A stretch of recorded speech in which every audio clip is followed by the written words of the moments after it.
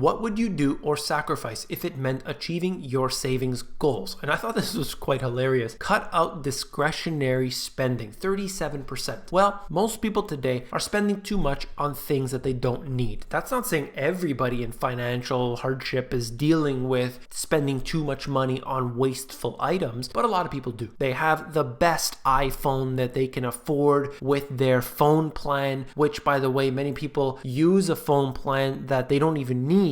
They could go down one level or two. Do they need data on their phone? That's expensive. They could reduce that. In Canada, for example, average phone plan is about $100 a month. That's extremely expensive. You look at your internet charges, you have to see all of this. Do you need the level at which you have? Could you just have a regular cell phone? What about an older one, an older model? Do you need all of the features that you currently have? Could you be willing to deal with one step down? That might make a big difference on a monthly basis. Do you need to buy all these things that you do? Do you need to buy your Starbucks cafe latte chino or whatever at Starbucks? This is just really expensive over time. That really adds up day to day to day, and certainly at the end of the year, it makes a big difference. People don't take their lunches to work. They don't take their coffee to work. They're spending money on the things that they don't need, and of course that adds up. Look, if you've got millions and millions and millions of dollars to spend, you don't have much to spend it on, and you want to go buy that $6 coffee at Starbucks, there's no problem with that. Why are you worried about that? Just go spend what you need to, and it's okay. Enjoy it. However, if you're in debt and you owe money every month on your credit card, but you've quote unquote budgeted, $60 a month on coffee or per week on coffee, then that's not a wise decision. Cut that out. Anything that could be cut out, cut that out. I know that I'm going off on a tangent, but this is really what I really love to get into for a lot of people. I help people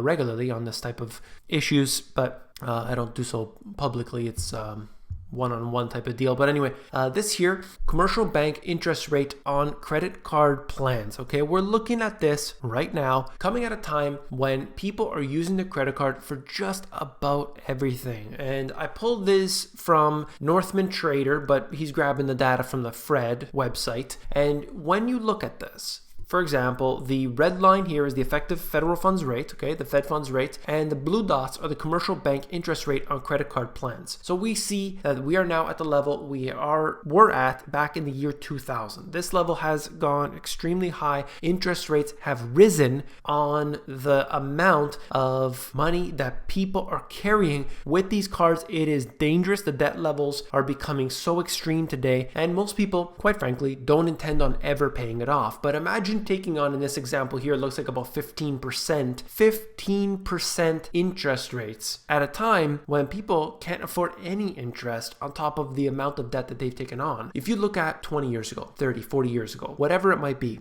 and you look at the amount of money of debt that people took on, okay? They bought a house, they bought a car, whatever it might be. They were taking this amount, let's just say a few $100,000 for their home. Yes, there may have been a time in which they were paying higher interest rates, but the actual total quantity of debt was so much lower. Okay, that's very important. Many people think, well, it's okay, as long as the interest rates are low, I can pay them off forever. That is not wise, and people learn that right here with their credit cards maxing out right now today. We can see the amount that they're paying down, and there's some statistics showing that people take on less credit card debt right now, but as far as I'm concerned, they're only doing so because they're using their home as an ATM. Very dangerous policy. Civilian unemployment rate. I talked about the unemployment rate already, so I won't talk about that again, but essentially just wanted to show you this again from Northman Trader. He pulled the data from the Fed. I've shown you this before anyway, but it always seems to go to a record low and then suddenly out of nowhere it spikes up. This happens over and over and over again, okay? When I look at this, it's unequivocally the way it will happen. We will just, out of nowhere, things just get really bad. Every single time. Look at this. Look at how it happens every single time, every recession. The gray area is a recession, and you could see that this is the way it happens. All of a sudden, things turn around, so either the unemployment rate is going to go down or we're headed towards a recession. I don't know which one it's going to be. Unemployment rate could go down to zero the way that they manipulate the numbers.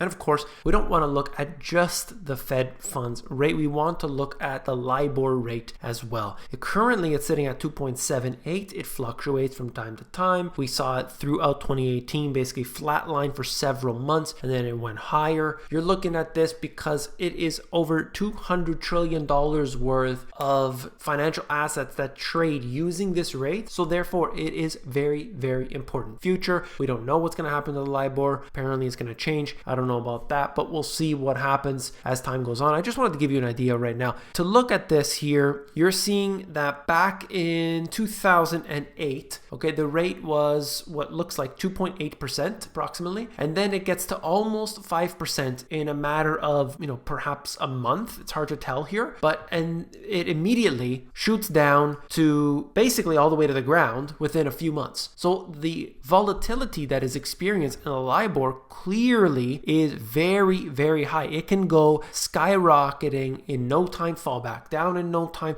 So where we're seeing it today really isn't a justification to be able to determine where it will be at in the near future. All right, one last thing just wanted to mention. It's not just individuals that have a lot of debt. You can see the countries have a lot of debt. We've covered that many, many times before. But corporations are holding on to an extremely high level of debt. If you want to read about corporate debt, this article basically covers all the main points in it. I think it is really informative. It's out of France24.com. Check it out. I'll have the link in the description as always. But they really get into it all. I didn't want to get into it because it's just going to bring me off on another tangent. But if you want to know about corporate debt, check out this one. I'll have the link there for you. That's all for this video. If you found it informative, please give me a thumbs up. When you give me a thumbs up, you're supporting this channel. So I do appreciate that very much. And last but not least, if you want the financial education that you were not taught in school, these two books have everything that you need. You can flip through them at Amazon. There's a link in the description below. If you want the audiobook version, you can get that at themoneygps.com.